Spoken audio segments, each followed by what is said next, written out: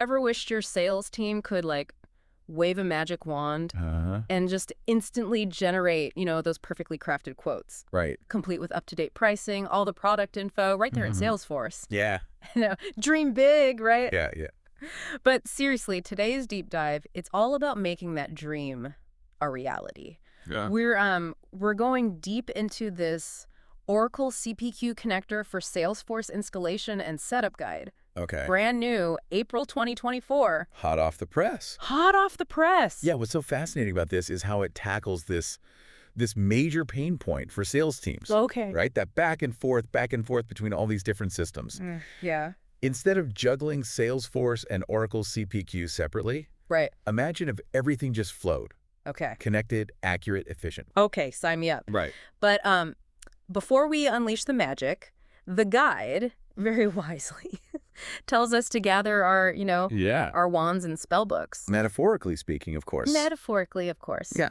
Emphasizes some crucial prerequisites. Yeah, think of it like you wouldn't start building a house without checking the foundation. Okay. Right? Right. You need to make sure you're using Salesforce, Enterprise Edition, or above. Got it. It's like trying to bake, I don't know, like a sourdough loaf in an easy bake oven. Yeah, okay. You need the right tools for the job. Makes total sense. So no shortcuts there. Nope. What else should we keep in mind, like even before we think about connecting these platforms? Compatibility is key. Right. We got to make sure our tools can actually work together. Right. Yeah. The guide, it really stresses double-checking both your Oracle CPQ Okay. and your Salesforce reference application versions.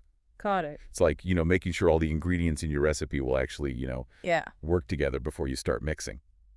No one wants a software souffle that falls flat. Exactly. The guide also mentions like My Domain in Salesforce. Right. And having a My Oracle support account. Yeah. It seems like we're moving from like checking our ingredients to setting up our workspace. Yeah. What's the deal with those? These are your lifelines, okay? Your safety nets in this world of software integration. Okay. My Domain, it's all about establishing a secure and personalized space Okay. for your Salesforce organization. Picture it as your own little corner of the internet with like its own address, security protocols. So it's like setting up a secure website, but for my Salesforce data. Exactly. Okay. And your My Oracle support account. Yeah. Your direct line to like a crack team of experts. Okay. Who can help you troubleshoot any hiccups along the way. Got it. Think of it as your tech support hotline. Always good to have. Standing by to rescue you. Yeah. If you hit a snag, Right. trust me, that support, it's a lifesaver. Especially with this. Especially with something like this. Yeah, okay.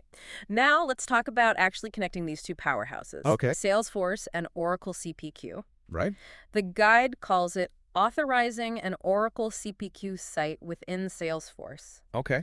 Which, to me, sounds like introducing two VIPs at a tech conference. Yeah, I like that analogy. But maybe you can break down what's really happening here. It is about making that connection. Okay. But with a lot more, digital handshakes happening behind the scenes. Okay. Essentially, you're registering your CPQ site as a remote site within Salesforce. Okay. And you're granting it permission to interact with your data. So they can exchange data securely. Exactly. Without any security guards raising eyebrows. Right, you got it. Okay. It's like giving your CPQ site a visitor's badge Okay. to enter the Salesforce world. Got it. But how do we make sure that communication between these systems is like super secure?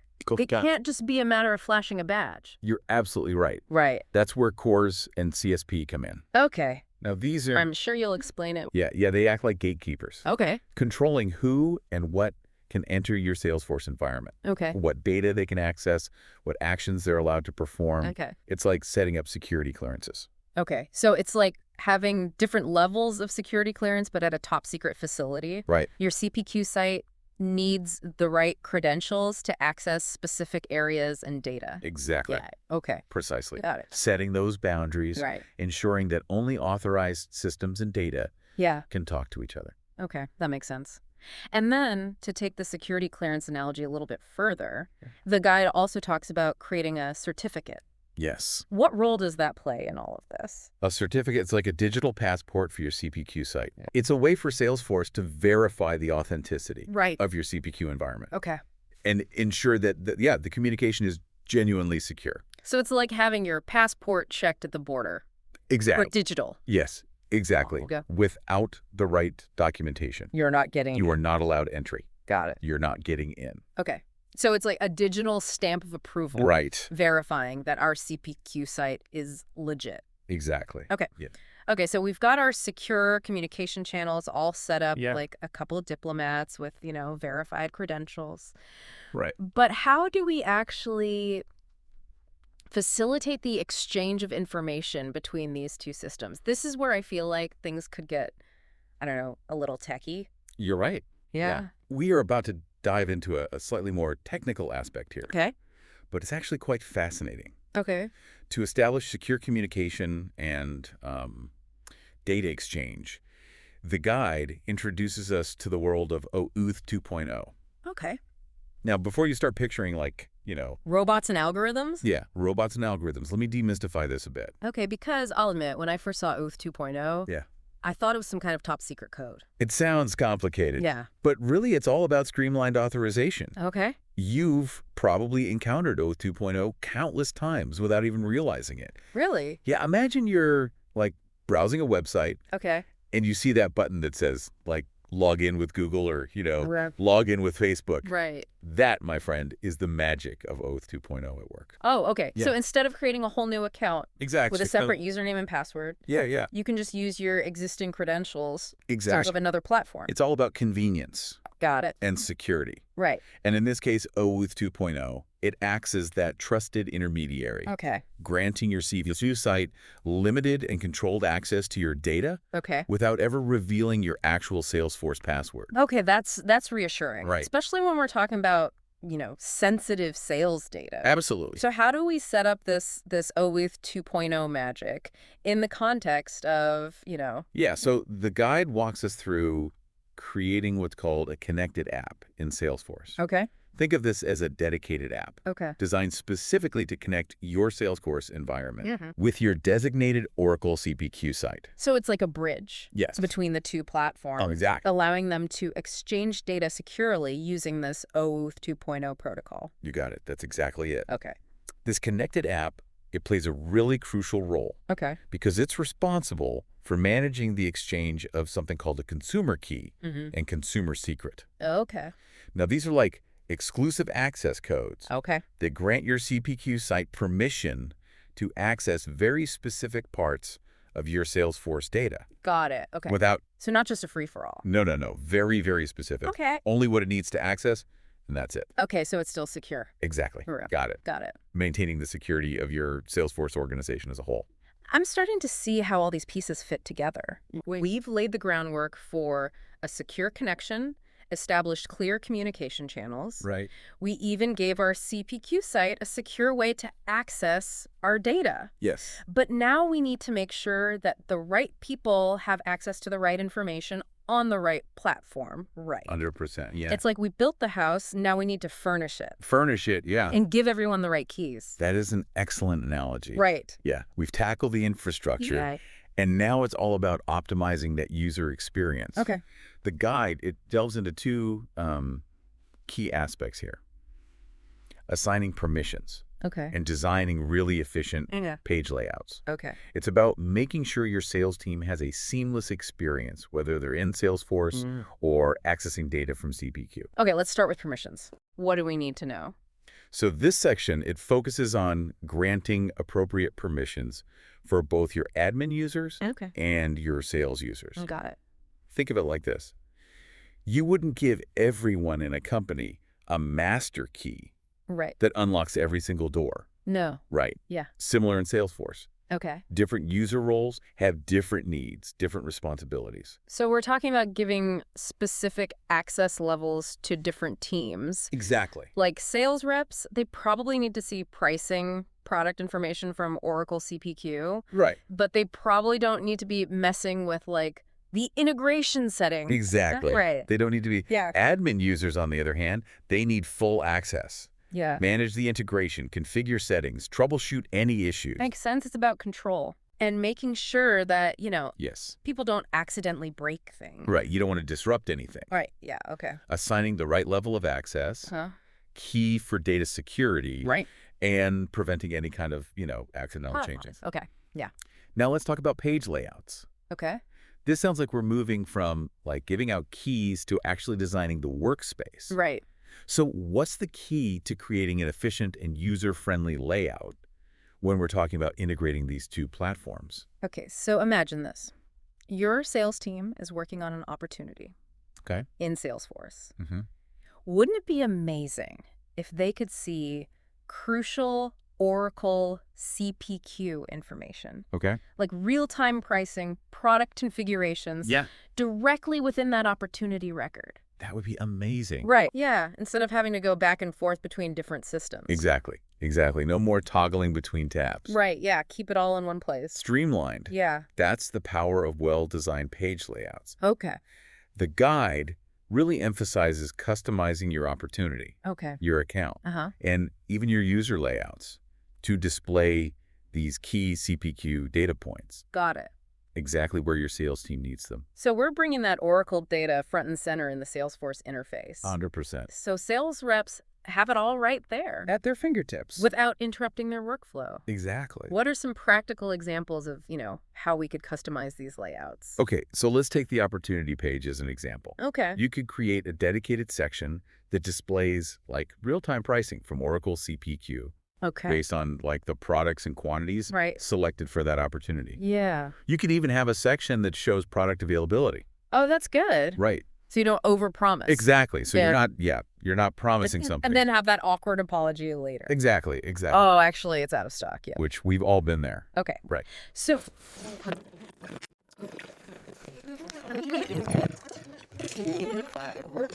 Exactly. It brings together the power of Salesforce and Oracle CPQ. Yeah, that's the goal. All about making life easier for the sales team. 100%. Giving them what they need to close deals faster. Absolutely, yeah. Okay, we've covered permissions, our VIP passes to the data, and designed our workspace for, max efficiency. Yes. But I'm sensing we're not quite done building this whole integration yet. Not quite.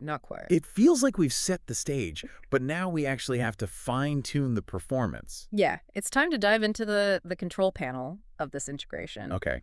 The CPQ site settings. Ooh, the control panel. Yeah. I love getting into the nitty-gritty. This is where you get granular, tweaking all the nuts and bolts of how Salesforce and Oracle CPQ are going to interact with each other. Okay, so what kind of fine-tuning are we talking about here? Think of it as like setting the rules of the road for your data. Okay. One crucial setting is the callout URL, which is essentially the address that your Salesforce org will use to actually send requests to your CPQ site. You're basically telling Salesforce exactly where to deliver those data packages. So it's like programming the GPS, but for our data. Exactly. Making sure it ends up in the right place. Exactly. You got it. Okay. You'll also be configuring which data sets your CPQ site can actually access. Got it. This is where you get really specific about the information flow. Oh, okay. You're dictating which tables, fields, records, everything can be shared between the two systems. So no accidental data dumps or anything like that? No. Okay, we're being very, very specific. Very controlled. Exactly. Okay, this kind of reminds me of those connected apps. Yes. That we're talking about before. Yeah. Are those involved in the CPQ site settings at all? Yes. Great memory. Oh. Yeah. Within these settings, you're going to link up the specifics of your connected app. Okay. Remember those consumer keys and secrets? Yes. Yeah. This is where you actually input those. Okay.